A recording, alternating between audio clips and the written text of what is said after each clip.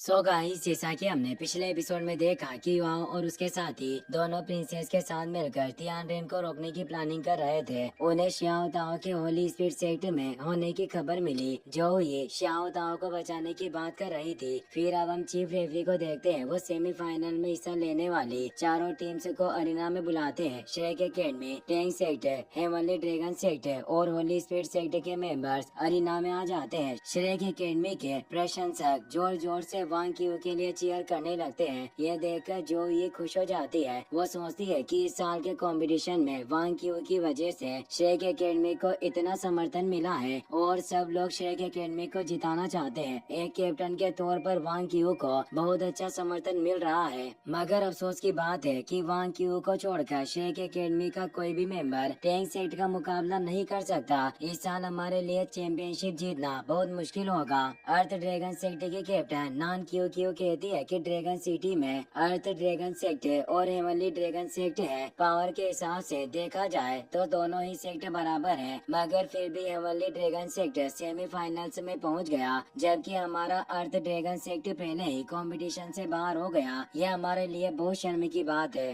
Q Q की साथियों से बताती है कि हमें अभी पता चला है कि मास्टर कल तक वापस आ जाएंगी। अपनी मोम के वापस आने के बारे में सुनकर क्यू क्यू बहुत ही ज्यादा खुश हो जाती है। मिंगदू सिटी के लोग टैंक सेक्टर के लिए चीयर करने लगते हैं, जिससे एडर जिंग को काफी गुस्सा आता है, जबकि युवाओं को खुशी होती है। वो वुतोंग से कहता है कि लगता है कि हमने अपनी ताकत के दम पर मिंगदू सिटी के लोगों का दिल जीत लिया, इसीलिए वो हमारे लिए चीयर कर रहे हैं। होली स्पीड सेक्टर के मेंबर्स को देखकर ग्राउंड में बैठे लोगों को बहुत गुस्सा आता है और उनकी बुराई करने लगते हैं। तियानजेन कहती है कि मैं नहीं चाहती कि इविल सोल मास्टर्स कंपटीशन को जीतकर मासूम लोगों को परेशान करे, इसीलिए मैं टैंक सेक्टर को सपोर्ट करूंगी। यह कहकर वो टैंक सेक्टर के लिए चीयर करने लगती है। उसके साथी भी टैंक सेक्टर के लिए चीयर करते हैं। यह देखकर जियो जियो चौंक जाती है। वो पूछती है कि holy speed sector sun moon empire की तरफ से सेमीफाइनल्स में पहुंचने वाली इकलौती टीम है, पर फिर भी प्रिंसेस और उनके साथी हमारे लिए चीयर क्यों कर रहे हैं। युवाओं कहता है कि होली स्पीड सेक्टर के मेंबर्स इविल सोल मास्टर से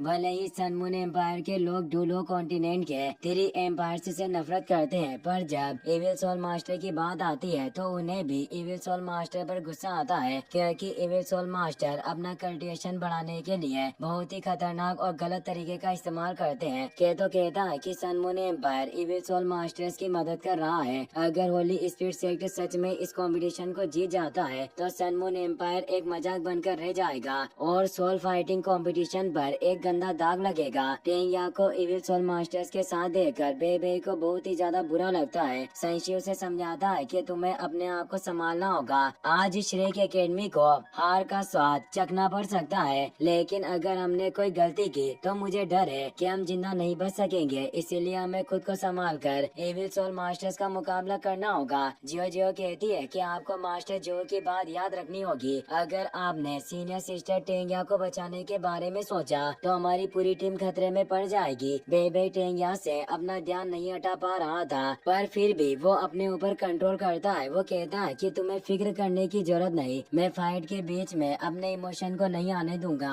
और हम बैटल जीत कर रहेंगे। तियानरेन जूजी से पूछता है कि तुम्हें क्या लगता है कि श्रेक एकेडमी और हेवनली ड्रैगन सेक्टर में से कौन इस बैटल को जीतकर फाइनल में जाएगा। जूजी कहती है कि दोनों टीम काफी स्ट्रॉन्ग है और मैं नहीं बता सकती कि कौन इस बैटल को जीतने वाला है, पर मैच का विनर दोनों कैप्टन की पावर से सामने आएगा। मैंने सुना है कि वांग क्यू और तियान लोग इस कंपटीशन के सबसे पावरफुल ड्रैगन सोल मास्टर्स में से एक है। तियानरेन कहता है कि तुम उन दोनों को पावरफुल ड्रैगन सोल मास्टर कह रही हो, तो तुम्हारे हिसाब से मेरी ड्रैगन सोल कितनी स्ट्रॉन्ग होगी। जूजी कहती है कि आपका पर्पल इंपियर डिस्ट्रक्शन ड्रैगन एक डिवाइन ड्रैगन है जो सूरज से पैदा हुआ है, जिसकी मदद से आप सुप्रीम डिस्ट्रक्शन को कंट्रोल कर सकते हो। आखिर में इन मामूली ड्रैगन मार्शल सोल की तुलना आपकी सुप्रीम ड्रैगन मार्शल सोल से कैसे कर सकती हो। तियानरेन कहता है कि तुम सही कह रही हो, इस चीज से कोई फर्क नहीं पड़ता कि कंपटीशन की फाइट कितनी खतरनाक है। ये सिर्फ हम जैसे सुपीरियर्स को खुश करने का एक जरिया है। तुम्हें बस ये चीज याद रखनी है कि तुम मेरी क्राउन प्रिंसेस हो। तुम्हारे सामने ये सब एक चींटी के समान है। तुम अपने एक इशारे पर इन्हें खत्म कर सकती हो। पहली बैटल श्रेक एकेडमी और हेवनली ड्रैगन सेक्टर के बीच होने वाली थी, इसीलिए तियान लोग और वांग क्यू अरीना में आ जाते हैं। ग्राउंड में मौजूद लोग वांग क्यू के लिए चीयर करने लगते हैं। जिससे तियान लोंग को बहुत गुस्सा आता है। वो वांग क्यू से कहता है कि मैं तुम्हें एक चैलेंज देना चाहता हूँ। अगर तुम इस बैटल को जीत गई तो मैं तुम्हारी श्रेक एकेडमी ज्वाइन करूंगा। अगर तुम हार गई तो तुम्हें हमारा सेक्ट ज्वाइन करना होगा। वांग क्यू कहती है कि तुम कितनी भी कोशिश क्यों ना कर लो, पर मुझे नहीं हरा सकते। इसके साथ श्रेक एकेडमी कमजोरों को शामिल नहीं करती। ये बात सुनकर तियान लोंग को बहुत ही ज्यादा गुस्सा आता है। वो कहता है कि तुम्हें लगता है कि तुम ताकतवर हो, तो आज मैं तुम्हें दिखाऊंगा कि असली ताकत किसे कहते हैं। ये कहकर अपने ब्लू लाइटनिंग ड्रैगन को एक्टिवेट कर लेता है। वांग क्यू भी अपने गोल्डन ड्रैगन किंग को एक्टिवेट कर लेता है। दोनों खतरनाक तरह से फाइट करने लगते हैं। संशी बेबे से कहता है कि दोनों टीम के कैप्टन काफी स्ट्रॉन्ग है। मैं देखना चाहता हूँ कि इस 1 वर्सेस 1 बैटल को कौन जीतेगा। तियान लोंग अपने लाइटनिंग ड्रैगन की मदद से गोल्डन ड्रैगन किंग को पकड़ लेता है, पर वांग क्यू अपने गोल्डन ड्रैगन स्पीयर की मदद से उसे नीचे गिरा देती है, जिस वजह से दोनों की ड्रैगन मार्शल सोल डीएक्टिवेट हो जाती है। तियान लोंग अपनी 5th soul skill thunder hello से वांग क्यू पर अटैक करता है, जिसकी वजह से वो एक थंडर ट्रैप में फंस जाती है। यह देखकर संशी हैरान हो जाता है। थंडर ट्रैप की वजह से वांग क्यू को काफी परेशानी होती है, पर वो हार नहीं मानती। वो अपने गोल्डन ड्रैगन ब्लड थ्रस्ट